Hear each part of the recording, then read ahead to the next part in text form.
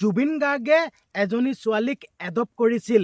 জুবিন গাৰ্গে এই কাষতে লগাই থৈ দিয়া এই ছোৱালীজনীক জুবিন গাৰ্গে তুলি লৈছিল তুলনীয়া কন্যা। আৰু এই তুলনীয়া কন্যাগৰাকীয় বৰ্তমান সময়ত কিমান সম্পত্তি আছে, গোটেই সম্পত্তিৰ তালিকাখন আপোনালোকে গম পাব। কেনেকৈ আহিল এই জুবিন গাৰ্গে তুলি লোৱা এই কাজলী নামৰ এই ছোৱালীজনীৰ হাতলৈ, আপোনালোকে গম পাব। গাড়ী, হোটেল, ঘৰ দুৱাৰ, মাটি সম্পত্তি এইবিলাক ক'ৰ পৰা আহিলে? সম্পত্তিৰ তালিকাত এইবিলাকৰ নাম আছেনে? গাড়ী, হোটেল, মাটি সম্পত্তি, এইবিলাক সা সম্পত্তি, এইবিলাক মানে এই তালিকাখনত আছেনে? আপোনালোকে গোটেই কথাখিনি গম পাব। জুবিন গাৰ্গৰ সন্তান নথকাৰ বাবে এই কাজলী নামৰ এই ছোৱালীজনীক জুবিন গাৰ্গে এডপ্ট কৰিছিল, তুলি লৈছিল। আপোনালোকে গোটেই কথাখিনি গম পাব। জুবিন গাৰ্গৰ পৰা কিমান সম্পত্তি লুটি ল'লে, নে জুবিন গাৰ্গে নিজেই সেই সম্পত্তিবিলাক দিছিল? কোটি কোটি টকা সম্পত্তি। আপোনালোকে গোটেই কথাখিনি গম পাব। ভিডিঅ'টো এৰি নিদিব। যদি কেনেবাকৈ যদি ভিডিঅ'টো এৰি দিয়ে, আপোনালোকে গোটেই কথাখিনি গম নাপাব। ভিডিঅ'টো এৰি নিদিবই। বৰ্তমান সময়ত এতিয়া ছ'চিয়েল মিডিয়াত গোটেই চৰ্চাৰ হৈ আছে, গোটেই চৰ্চাৰ কেন্দ্ৰবিন্দু হৈ পৰিছে জুবিন গাৰ্গে তুলি লোৱা, জুবিন গাৰ্গে এডপ্ট কৰা কাজলী নামৰ এই ছোৱালীজনীৰ সা সম্পত্তিক লৈ ছ'চিয়েল মিডিয়াত গোটেই তোলপাৰ লাগি আছে। ইমূৰ পৰা ইমূৰলৈকে এতিয়া বৰ্তমান সময়ত কাজলী কাজলী কাজলী কাজলী কথাই চৰ্চা হৈ আছে, যেন জুবিন গাৰ্গৰ পৰা কিমান সম্পত্তি, কিমান কোটি কোটি টকা সম্পত্তি লুটি ল'লে, কিমান কোটি কোটি টকা সম্পত্তি আত্মসাৎ কৰিলে, এই কথাখিনি আপোনালোকে হয়তো জানিলে গম পাব। আপোনালোকে গোটেই কথাখিনি আপোনালোকে হতবাক হ'ব, আপোনালোকৰ চকু কপালত উঠিব। মই ইমানখিনিয়ে ক'লোঁ, খালি ভিডিঅ'টো এৰি নিদিব। আৰু আপোনালোকক এটা কথা কৈ ল'ব বিচাৰিছোঁ, প্ৰাণৰ প্ৰাণ হিয়াৰ আমঠু আমি সকলোৱে ভগৱান স্বৰূপে ভগৱানৰ দৃষ্টিৰে চাওঁ জুবিন গাৰ্গক। বৰ্তমান সময়লৈকে আজি ডেটলৈকে জুবিন গাৰ্গে ন্যায় পোৱা নাই। আমি সকলোৱে মাত মাতি আছোঁ, বিশেষকৈ মই মাত মাতি আছোঁ।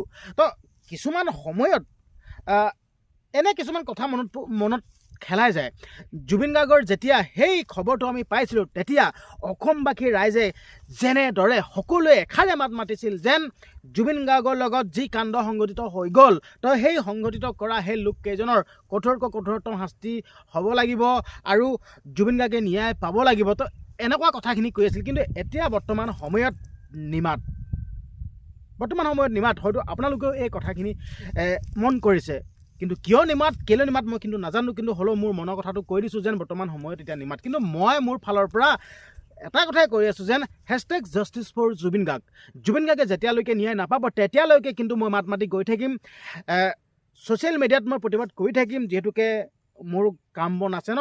আমি দুখীয়া মানুহ হয়, একেবাৰে দুখীয়া মানুহ, খেতি বাতি কৰোঁ, খেতি কৰি খাওঁ ন। আমি ৰাজপথত যাব নোৱাৰোঁ। আমি মানে য'ত প্ৰতিবাদ কৰিব লাগে তাত গৈ প্ৰতিবাদ কৰিব নোৱাৰোঁ। আমি নোৱাৰোঁ মানে ঘৰৰ পৰা ওলাবই নোৱাৰোঁ। আমি ছ'চিয়েল মিডিয়াতে প্ৰতিবাদ কৰিব পাৰোঁ, ছ'চিয়েল মিডিয়াতে দুই এষাৰ ক'ব পাৰোঁ, যেন জুবিন দাই ন্যায় পাব লাগে। কাৰণ কেলৈ আচলতে এই কথাটোৱে বহুত এটা দুখৰ বিষয় হৈ পৰিছে, যেন জুবিন গাৰ্গৰ কাৰণেই আমি মাত মাতিব লগা হৈছে, যেন ন্যায় দিয়ক, ন্যায় দিয়ক। এই কথাটো কিন্তু বহুত এটা ডাঙৰ কথা। আচলতে আমি ক'বই নালাগে যেন জুবিন গাৰ্গক ন্যায় দিয়ক বুলি। আচলতে স্বতঃস্ফূৰ্তভাৱে যি ন্যায় দিয়া যি ন্যায় ব্যৱস্থাটো আছে, সেই ন্যায় ব্যৱস্থাই স্বতঃস্ফূৰ্তভাৱে ন্যায় দিবই লাগে হয়। আমি ৰাইজে মাত মাতিব দৰকাৰ নাই। কাৰণ কেলৈ এক পিছেই আছিল আমাৰ প্ৰাণৰ প্ৰাণ, এক পিছেই আছিল যি সাংস্কৃতিক দিশৰ ফালৰ পৰা চাবলৈ গ'লেও হওক, বা ৰাইজক যি মানৱ দৰ্দী হিচাপে চাবলৈ গ'লেও হওক, মানে যোন ফেলে নাচাওক কিয় এক পিছেই আছিল। তো সেই জুবিন গাৰ্গৰ কাৰণে আজি আমি মাত মাতি থাকিব লগা হৈছে। এইটো বহুত দুখৰ বিষয়। এই কথাখিনিয়ে মোৰ মনৰ কথাখিনি আপোনালোকৰ আগত ব্যক্ত কৰিছোঁ। আচলতে এইটো এনেকুৱা হ'ব নালাগে। কিন্তু হ'লেও আপোনালোকক ক'ব বিচাৰিছোঁ, যেন জুবিন গাৰ্গে বৰ্তমান সময়লৈকে ন্যায় পোৱা নাই। আপোনালোকে সকলোৱে এখন্তেক সময় উলিয়াই আপোনালোকৰ আঙুলিৰ পৰশেৰে কমেণ্ট বক্সত লিখক।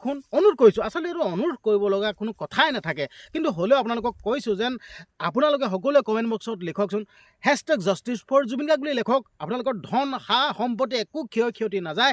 যেনে ধান, সা সম্পত্তি একেধৰণে থাকি যাব মুঠৰ পৰা আপোনালোকে আপোনালোকৰ কৰ্তব্যটো পালন কৰক যেন #JusticeForJubin Garg লেখক আৰু লগতে পাৰিলে ভিডিঅ'টো শ্বেয়াৰ কৰি দিব আপোনালোকৰ ফালৰ পৰা যদি আন 10জনে ভিডিঅ'টো চাই আন 10জনেও লিখিব যেন #JusticeForJubin Garg তেতিয়া ডিজিটেলি প্ৰতিবাদটো হৈ থাকিব তো এতিয়া আমি গোটেই বিশ্ববাসীক জনাই দিব লাগিব যেন জুবিন গাৰ্গ নামৰ হত্যাটো কি হয় আমি জুবিন দেশৰ মানুহ ঠিক আছে বৰ্তমান সময়ত আমি জুবিন দেশৰ মানুহ জুবিন যুগৰ মানুহ ঠিক আছে সেইকাৰণে আপোনালোকক ক'ব বিচাৰিছোঁ যেন সকলোৱে #JusticeForJubin Garg লেখক তো মই এতিয়া আকৌ কাজলী কথালৈ কাজলীৰ কথাৰ যোনটো কৈ আছিলোঁ যেন সম্পত্তিৰ তালিকা তো কাজলী কথা বিষয়লৈ মই আকৌ গুচি আহিছোঁ আচলতে জুবিন গাৰ্গৰ পৰা বহুতো মানুহে আমি নিউজত পোৱা কথাখিনি কৈছোঁ মই নিজৰ ফালৰ পৰা একো কথাই কোৱা নাই নিউজত যোনখিনি কথা শুনি আছোঁ যোনখিনি দেখি আছোঁ যেন জুবিন গাৰ্গক লুটি পুটি বহুতে খালে নামখিনি মই ক'বলৈ বিচৰা নাই আপোনালোকে সকলোৱে গমেই পায় নিউজত আপোনালোকে সকলোৱে এক্টিভ থাকেই নিউজত আপোনালোকে দেখি আছে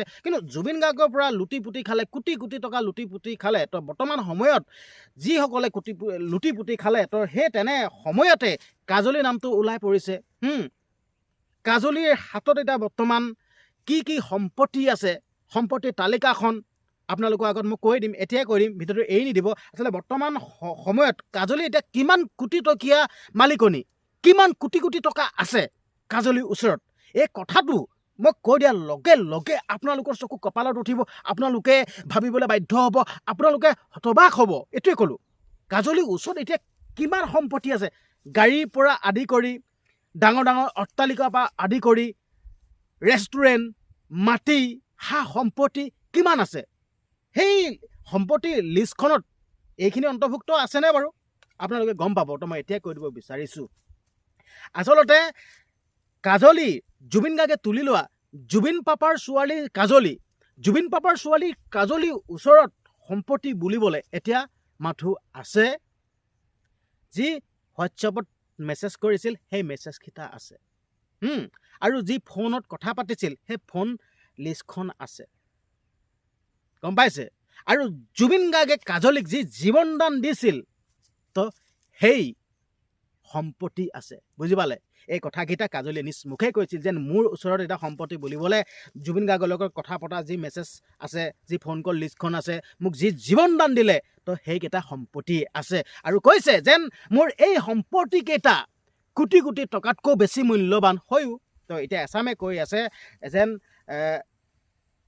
কাজলী বহুত কোটি কোটি টকীয়া ধন ঘটিবলৈ আমুক তামুক আচলতে কাজলীয়ে এতিয়া ছ'চিয়েল মিডিয়াত আহিছে ছ'চিয়েল মিডিয়াত অহাৰ কাৰণে সকলোৱে কৈ আছে মই আপোনালোকক নেক্সট যোনটো ভিডিঅ' সেই ভিডিঅ'টোত আপোনালোকক কৈ দিম যেন কাজলীয়ে ছ'চিয়েল মিডিয়া যি খুলিছে সেই ছ'চিয়েল মিডিয়াত কি বুলি আপোনালোকে চাৰ্চ কৰিলে পাব মই আপোনালোকক নেক্সট ভিডিঅ'ত কৈ দিম আপোনালোকে ভিডিঅ'টো চাই থাকিবলৈ নাপাহৰিব তো আপোনালোকে ভুল তথ্য মানে বিয়পাই নিদিব কাজলীৰ ওচৰত একো সা সম্পত্তি নাই কাজলী এনে এগৰাকী ছোৱালী নহয় এইবিলাক সম্পত্তিৰ লোভ নকৰে এনে এগৰাকী আপোনালোকে ওচৰত লগ পালে গম পাব কাজলী সঁচাকৈ বহুত এগৰাকী সহজ সৰল ছোৱালী মই যোনখিনি ভিডিঅ' দেখিছোঁ না ভিডিঅ'খিনি দেখি গম পাইছোঁ আপোনালোকে এইবিলাক কাজলীক মনত দুখ নিদিব আজিকালি বৰ্তমান সময়ত ছ'চিয়েল মিডিয়াত চবেই ব্যৱহাৰ কৰে ছ'চিয়েল মিডিয়া ব্যৱহাৰ কৰিলে বুলিয়ে জুবিন গাৰ্গৰ নামত ধন ঘটিবলৈ কিবা বুলি তেনেকৈ ব্যৱহাৰ নকৰিব কেনেকৈ কথাখিনি কৈ দিব এইটোৱে ক'লোঁ কাজলীৰ ওচৰত বৰ্তমান সময়ত একো সা সম্পত্তি নাই যেনেদৰে কাজলীক জীৱনদান দিলে সেয়াই যথেষ্ট তাতোতকৈ আৰু ডাঙৰ সম্পত্তি একোৱে নাই বাকী ভিডিঅ'টো ইমানখিনি আছিল ভাল লাগিলে শ্বেয়াৰ কৰি দিব আৰু আপোনালোকে মোৰ এই চেনেলটো ছাবস্ক্ৰাইব কৰি থৈ দিব কাজলীয়ে কি বুলি